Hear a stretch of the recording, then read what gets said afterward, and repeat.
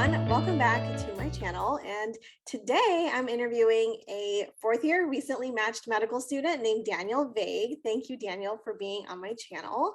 He is currently a fourth year medical student at New York Institute of Technology College of Osteopathic Medicine. So I think he's going to give us some really awesome insight on what it's like to go through the match process as a DO.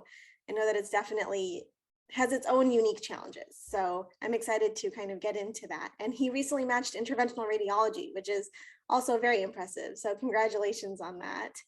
And yeah, I'll let you kind of take it from here. Tell us a little bit about yourself, Daniel. Yeah, absolutely. So thank you, Yasha, for having me on the channel. I'm really excited to, give some advice to other osteopathic applicants and anyone else interested in IR. So I guess a little bit about me, I'm from New York City, kind of born and raised, lived here my whole life. And I went to undergrad over at the City University of New York in Brooklyn. And then I matriculated to med school immediately after. So no gap years here. And then along the way in med school, I kind of had a really, it was an interesting path because I wasn't sure what I wanted to do. And I kind of went into med school. I was really interested with operating room, but I was like, I never really thought I had what it takes to be a surgeon. So I was like, all right, well, maybe I could be an anesthesiologist, and they're kind of in the OR all the time. They get to see all these cool procedures. They get to do a little bit of like intubation and kind of managing critical patients. And so I kind of pursued that pretty aggressively throughout my first year. And then I ended up doing a research project that summer between the summer of first and second year of med school, where I had to do these microsurgeries on mice. And during that time, I was like, wow, this is like actually really cool. Like I'm pretty good at this. I like handling instruments. I like dissecting tissue. I like doing procedures. I can do them. I never thought I did because nobody ever really gave me the chance to, probably rightfully so at the time. but I finally worked out and I was like, okay, well, maybe I should pursue this surgery career. So I started looking down this list of like all these surgical subspecialties and, neurosurgery, orthopedics, general surgery, plastics, and none of them really called my name because they didn't really capture exactly what it is I wanted to do. But vascular surgery did. I was fascinated by the fact that you can just repair blood vessels, both, in an open fashion as well as in an endovascular fashion. And I just thought that was really cool. I thought it was like kind of like the future. And so I started pursuing that, and typically, med students, when we get excited about a specialty, we want to show our interest. So I started kind of doing a bunch of research within vascular surgery. And I was doing a random project about iliac vein stenting. We were doing like a systematic review. And I stumbled upon an article in JVIR. And I'm like, well, this is not a surgical journal. What is this stuff, And I just started reading and I couldn't stop. And I realized that there's a whole specialty dedicated to these minimally invasive image guided procedures. It got me so excited because I felt like I could apply that like kind of endovascular approach to so many different regions of the body besides the blood vessels. And it's, the rest is history. That's awesome. That's such an interesting path to like interventional radiology and not really the conventional one that we hear. So that's awesome. When it came time for you to like decide to apply, were you already set on IR by then, or were you still kind of considering these other surgical subspecialties? Yeah, so I think when I found IR at the beginning of my third year of med school, I kind of would always like while I was on clerkships, anytime I had downtime, I just head down to IR to like kind of take a look at the procedures that they were doing. And I was at a pretty small community hospital, so they weren't doing any of like the prostate embolizations or Y90 procedures that kind of bigger academic medical centers did, but I still loved it. Even just watching an IVC filter being placed, was like super cool. And I was like, okay, well, I kind of committed at that point. Okay. And so by the time ERAS rolled around, I was dead set on doing IR, whether it was through integrated or through the diagnostic route. It kind of didn't really matter to me because I know that the end goal would still be the same. That was, but I was definitely set on interventional radiology. That's awesome. No, that's really good. And I'm glad you found it early too, because that's really not something that we hear from a lot of medical students. So that's awesome. In terms of like your competitiveness as an applicant, I know IR is super competitive. There aren't that many spots. How did you feel kind of going into interview season? Like, did you feel confident or like, tell us a little bit about that. Sure. So, it definitely is a really competitive process. I think there were like a little over 160 spots in the Yeah. country this year, which means that like, one or two, maybe three per program. And it's only at these like really big academic centers. I felt like going in terms of like the standard way that we evaluate candidates, like objectively, I felt okay. Honestly, I felt like I was at or above the average of like historically matched applicants, but I also was coming from an osteopathic med school. I really wasn't sure how that would impact my, my interview yield or my match success. Right. And, so there were still definitely, some concerns there. But I felt okay about my, my CV standpoint. I just wanted to see how, I guess, the IR community and the programs would perceive me, if that Right. makes sense. Totally. And so I guess going off of that, how do you feel like being a DO student, like how do you think that affected your interview yield and like your interview days and things like that? Yeah, so I think that overall, I'm pretty happy with the amount of interviews I got. I can't really say that like I feel like I was like misjudged or not taken in it like equally with other peers. But I do think that a big part of that is not just what was on my CV, but there's also a lot of the other things that I was doing on the side of that. Not just like doing well in exams or publishing research, but also using a lot of the things that are out there for networking, right? So like for one example, being really active on Twitter, getting your name out there, using social media to your advantage, I think is extremely important. And I think another thing that I did that a lot of the med students are doing now, is joining the SIR Med Student Council. So kind of getting involved and showing interest beyond just doing research, right? But actually doing like kind of, it's almost like a volunteer opportunity to further the specialty and to promote the specialty to other med students. So that, and then the final thing is just seeking mentorship, right? So never saying no to advice that's out there. I can't stress that enough. I think one of the biggest disadvantages that osteopathic medical students face is not the fact that we come from an osteopathic med school. I don't even think that it's necessarily the two letters after our name as much as it is the fact that we have no home program and thus no clinical mentors. And I think that is the single biggest impediment that we have. And so you have to really, be a go-getter. You have to send a lot of cold emails. You have to reach out to a lot of people, and you have to be willing to hear advice from anyone who is willing to give it to you. And then, obviously formulate your own opinions from there. But you have to do that. You have to go that extra step. You can't just go to your home program director and say, "Hey, give me a rotation." Right. Or, hey, can we do a research project? You have to go find it. And then a lot of the times, it's going to be at another institution. I did research with a program out in Kansas. So, remotely. Right. So, finding those opportunities and seeking out that mentorship and guidance is so crucial. And it's not just for IR, it's for any osteopathic student looking to go into any of the kind of more competitive specialties. No, absolutely. I totally agree. I think that the internet and social media has made the world so much smaller, especially for people that are coming from these smaller medical schools and not just DO, like small new MD schools have the same hurdles.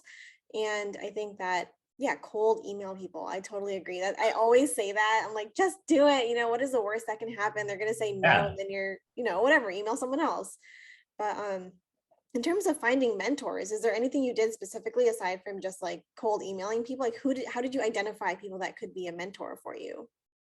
Yeah, so cold emailing was definitely good. It's not as good as making like genuine connection, right? So I really wanted to go to SIR and RSNA, but they were all virtual during my third year of med school because of the pandemic. So Mhm. that was kind of not really an option, right? So one way that I found a good amount of mentors was through the ACR mentor match. That was an incredible initiative. It actually paired me with my mentor from the University of Kansas City, Missouri, that I ended up doing research Oh, with. great. So that was one thing that definitely helped. Another thing that helped for sure was the SIR mentor match, which is kind of more informal.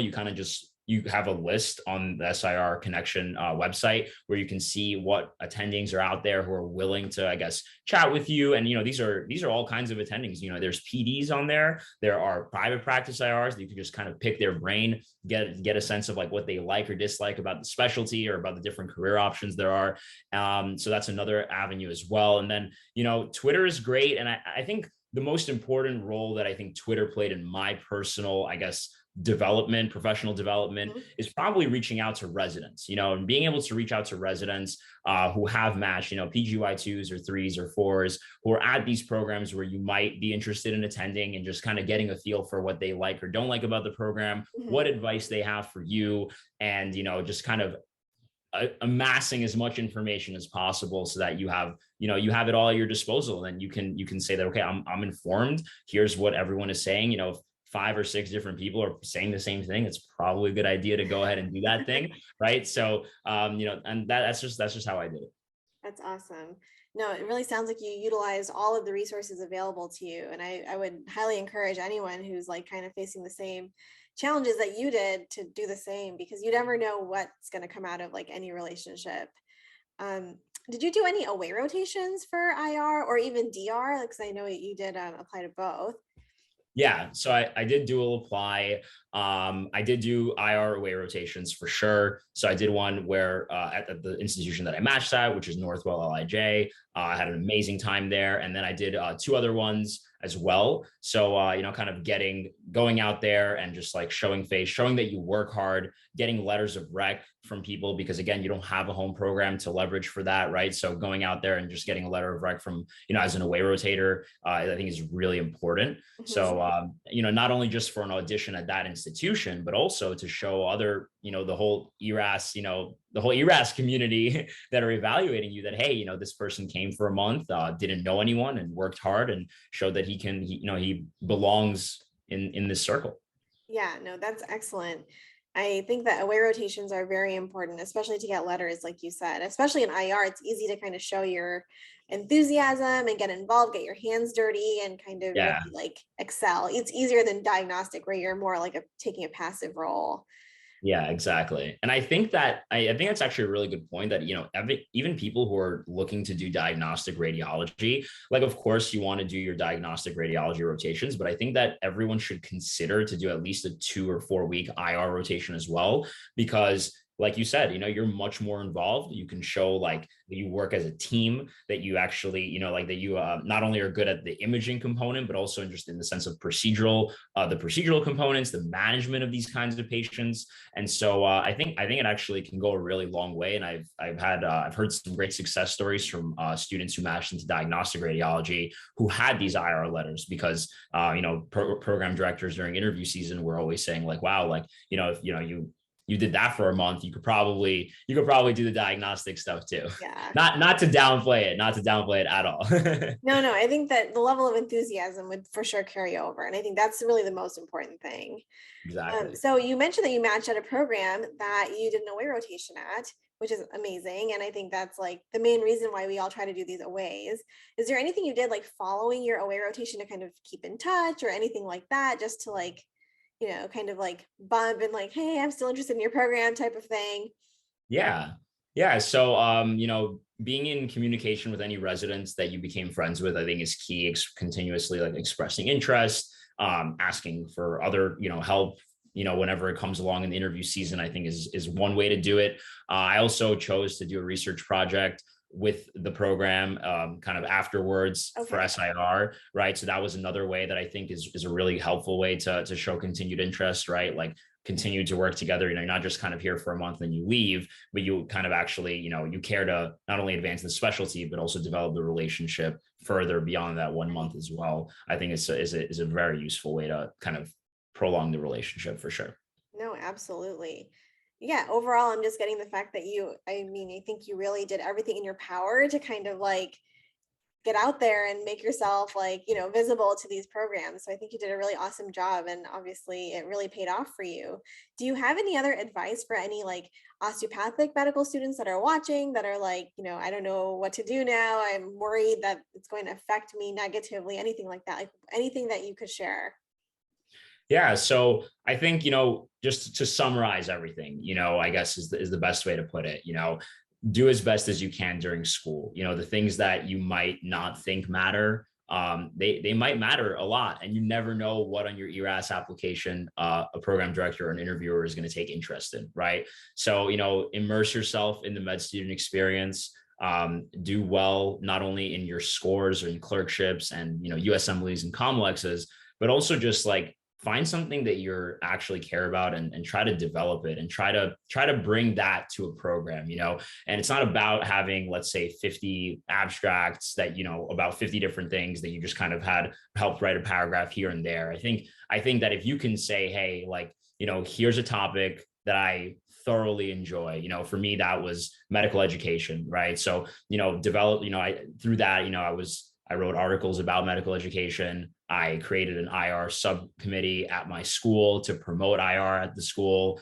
and like this is like my passion. I tutor on the side also, right? So, that's my passion, right? So I was kind of like selling that as an asset to a program, right? And I think that, like, that passion about whatever it is that you're interested in can go a lot farther, right, than just having like a little bit of everything all over the place, because there's no continuity. People start to like may ask questions about what's going on here. Is this person just kind of doing it just to get like, hit the check boxes, So I think that that's the most important thing. Find something that you really do care about a lot, and aggressively pursue it, and have some tangible results that show that, that prove your commitment to that. I think that's just really good advice for any medical students right now, not just, DO students, but anyone. I think it's really important to really, I don't know why I feel like it's just becoming more and more important to show your commitment earlier and earlier in as many ways as possible, because I just feel like everything is getting more competitive. So yeah. Yeah, I'm not sure when that's going to end, but Yeah, I don't think it's going to, unfortunately. But yeah, that's really good advice for anybody, not just, osteopathic medical students, but any medical students. yeah. So if you don't mind, I would like to switch gears a little bit into talking about applying to both DR and IR, because that in and of itself is also tricky. So it seems like you've navigated these waters pretty well and very successfully, but that can be kind of challenging for a lot of students. So you mentioned that you had, and first of all, just to acknowledge the fact that most medical students that apply to IR also apply to DR. So it's not like unusual in any way. I would even say all of them do, because there just aren't enough spots. Do you That's agree with pretty that? safe. That's Yeah. pretty safe to say. I would say that at the very least, you're going to apply to every DR program at the IR program, Yes, right? exactly. So at the very least, if not, extend your DR network or net even wider. Right. So it's not really unusual at all that you did that. But I do want to know, like, did you kind of went into this already knowing you wanted to do like IR for sure? How did you decide what programs to apply to for IR, and then which ones to apply to for DR? Yeah, exactly. So I think that people generally fall into like one of three camps, right? There's the camp that says, I really want to go after a really prestigious education, whether it's the name of the institution, the clinical support, the faculty, the resources, and like no matter what happens, they want to train in that environment, and no matter where they are and no matter who they're around, that's what they want to do. Right. Then there's the camp of like the geographically tied people, right? They may have a significant other or a family, or just a general preference for a region for some other reason, right? And they don't care, they know that they'll come out of an accredited program as a radiologist or as an IR, and that is sufficient for them. Like, as long as like they're able to maintain those relationships with their family, friends, or whatever other reason they're staying in that geographic reason for. And then there's the third group that kind of is a mix of both, where you kind of want the best of both worlds, kind of have your cake and eat it too. Right. I think a lot of us do fall under that, right? If we can somehow go to the same geographic region that we want, but also go to the best program, right? So, that's what it is, right? So, I personally was, a lot, that I guess my perspective changed a good amount throughout the cycle, but towards then I kind of felt into this mixed category where I really wanted to get amazing training, but I also realized that, being close to my friends and family, and my significant other in New York City was extremely important to me. And I didn't want to, give that up. So to me, when I was like thinking about where to apply, and I predominantly applied to the Northeast, a couple of other programs, maybe like in the South, like literally 2 or 3, but I basically predominantly stayed in the Northeast with my applications. And I applied to DR and IR for every program, right? So every program that I had an IR program, I also applied to their DR program. And then there were a few just DR programs in the region, like, that I also applied to. And in terms of like that process with like letters of rec, I think the main thing is just, I think that people I think my application just screamed IR, and I think that people really realized that. But I didn't really get the vibe that people cared. Like they were like, okay, you're really enthusiastic about this. IR is Yeah. still a subspecialty of diagnostic radiology. You still can achieve that goal by coming to our program and being, a diagnostic resident and then doing the ESIR pathway. And so I felt like it was not really like, I didn't think it was like difficult to navigate that. I used the same statement. I used the same letters. And, that was basically how I did that, and a lot of people have different opinions about this process, about like different statements, different letters, and like sending what to where. I mean, I just try to keep it simple because honestly, that was my end goal. And I know that's not going to change. I'm pretty confident in that. And so like, that was who I was. And I wanted to reflect that accurately. I didn't want to be giving a program like the wrong, I guess, like Yeah. conception of who I am. No, totally. Okay, that's really good to know. So you use the same letters and everything. That's definitely something that I get questions about all the time. Um, in terms of like being transparent with your mentors and stuff, were you like really clear with them, or was it more like, oh, I'm just doing IR? Like, were you okay with telling people that dual applied? Tell us like how you kind of navigated that with your mentors.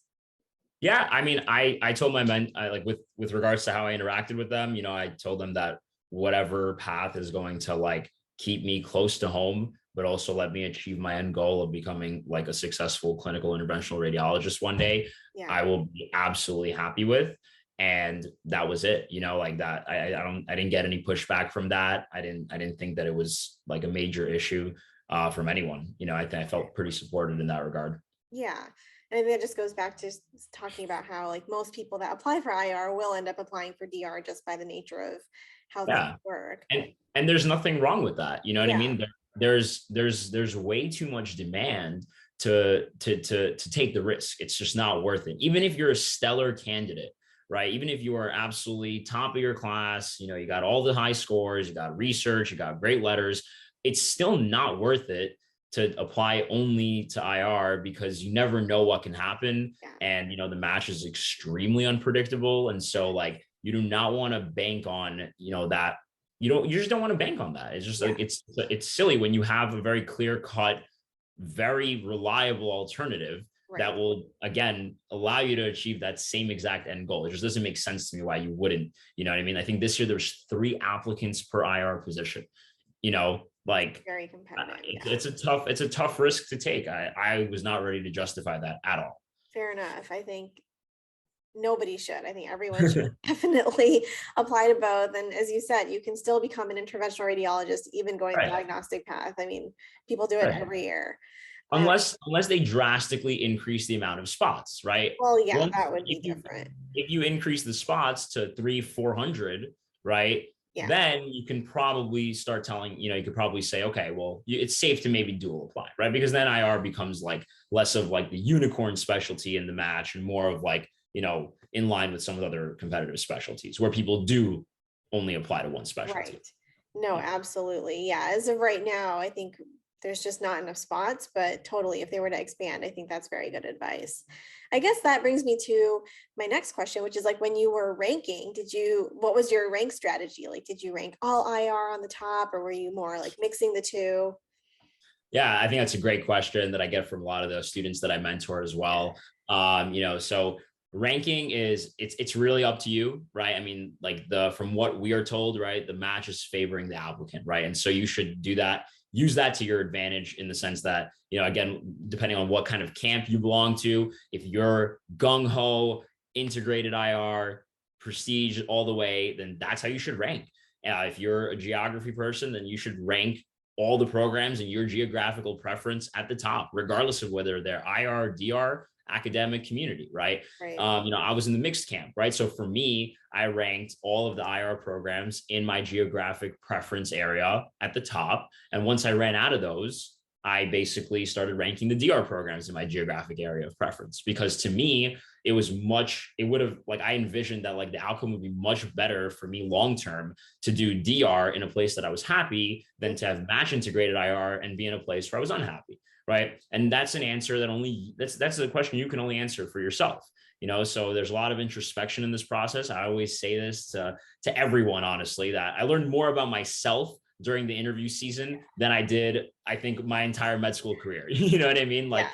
the amount of introspection and like, thinking about what you value, what you care for. And like, that's actually really important. And so only you can make that final decision. There is no cookie cutter answer that you can just follow from one person or the other. You have to make that decision for yourself, but that's the way I did it. Yeah, no, it's always good to get some different perspectives and see like, okay, this person did it and they match. So it gives them hopefully a little bit of hope that like it'll work out for them. Yeah. Just a question based on like what I was reading in the Discord the other day was that do you feel like applying to IR kind of negatively impacted your DR interviews? Because that's not That's something a, that I was aware of, but like, what did you think? yeah. So I have no idea, right? In the sense that like, whereas like on the integrated IR interview, you're going to interact with DR faculty, right? You're going to interact with them. They interview you because you will be spending more of your time with them than with the IR people, right? So you still interview with them. And so they know that you're here for the IR position. So for them, I don't think it was bad at all. But I think for the pure DR interviews, people definitely said like, oh, hey, like you clearly love IR. Did you apply integrated? That question definitely came up. And I would say yes. And Technically I a don't match violation, but that's fine. listen, it is what it is, right? It is what it is. So I said yes, and I don't know how that affected me, you know what I mean? But I think it's program specific. I think some programs are they would rather fill their spots with people who want to do breast imaging or chest, or you know what I mean? And so like they want those like diagnostic bound people. And there's other programs that actually really welcome, they really welcome the IR people for two different reasons that I found. One reason is because they just think, that they have there's a perception that IR people are hardworking and they want that in their program. They want to fill their ESIR spot. They want to send someone off to a good fellowship. It like brings up the program. And from the other perspective is that, the IR people change their mind. Med students who want to do IR as fourth year med students, they end up going into DR. They see how different maybe the lifestyle is or different the nature of the workflow is, and they switch their mind anyway. So they're like, oh, like we don't really care what you say now because we know that like half of you guys switch your mind by the time you're an R4 anyway, right? So I think those are the two main reasons, I guess, that programs do like IR candidates. I can understand the contrary, where it's like, if you applied integrated IR, you probably would prefer to do that than to do DR. So why are we kind of like wasting our time with you, quote unquote, right? So I could definitely see both sides, but I think it's impossible to answer that question in a broad sense. I think it's extremely program specific. Totally. Yeah, I know that my program definitely does not care if you are interested in IR. Like we have ESIR, so if that's something you're interested in, you can obviously pursue that. But right. Going back to ESIR just for a second, how did you like contemplate doing ESIR, or were you always like, I'm going to apply integrate? Like, how did you make that decision for yourself? So yeah, I mean, I just knew it was really competitive. I knew that ESIR was always an option. I was prepared to do it if I matched to diagnostics. It was as simple as that. Like there was not really much thinking beyond that. I was like, okay, if I end up in integrated, great. If I end up in DR, I'm doing ESIR. That was it. Sounds good. Yeah, that keeps it simple. I know a lot of people I feel like they spend a lot of time like worrying about that decision. Like, should I do ESIR or IR? But yeah, I think your perspective is really good. Like, just go for it. If you want to do IR, then you will do IR by any means necessary, right? The same way if you want to be a brain surgeon, you're going to do it through whatever needs to make, whatever you need to make happen, right? So it's the same concept, that's really all it is. Totally. Well, I feel like looking at my notes here, we've kind of gone through everything, but I would love to just know like if there's anything else you want to add or like any other advice to anyone who's thinking of applying either IR or just in general, like what did you take away from this interview season and what would you tell the third years below you who are gearing up for their turn? Yeah, I think that, with what will most likely be a continued online interview process, at least for the upcoming cycle, I think that you should just be as realistic with yourself as possible. Okay. you more than anyone else know where you stand objectively compared to the national match data average, right? You know where your strengths and weaknesses are, and you need to make sure that you apply to programs that are, of course, I'm not saying don't apply to reach places, right? You should. Everyone should try to do that, but also just hedge your bets and apply to an abundance of programs that are at your level, whatever that level is, right? And because the work, you do not want to go and deal with the soap or go unmatched because you did not like evaluate or introspect upon your application properly. So that's the first piece of advice I would say, just generally speaking. So just apply broadly and apply within reach for the most part. The second thing is really think about what matters to you, right? What kind of career do you envision for yourself? And what kind of program do you want to kind of train you for that career, even though those things can change, but just really think about that. And then the third thing I would say is treat everyone with respect and be humble along the process, right? During interview season, you're going to meet a lot of people, and you might not even realize and even during sub-Is as well, you might not even realize these like very small interactions that you have no idea how people can, perceive you because of that, positive or negative. You never know who's who until they reveal who they are, right? And so treat everyone with respect, humility, and just be overall just a humble person, someone who like can get along with everyone. And I think that can go a really long way in and of itself, even if you may be lacking in some other area. So I think those are my three big takeaways.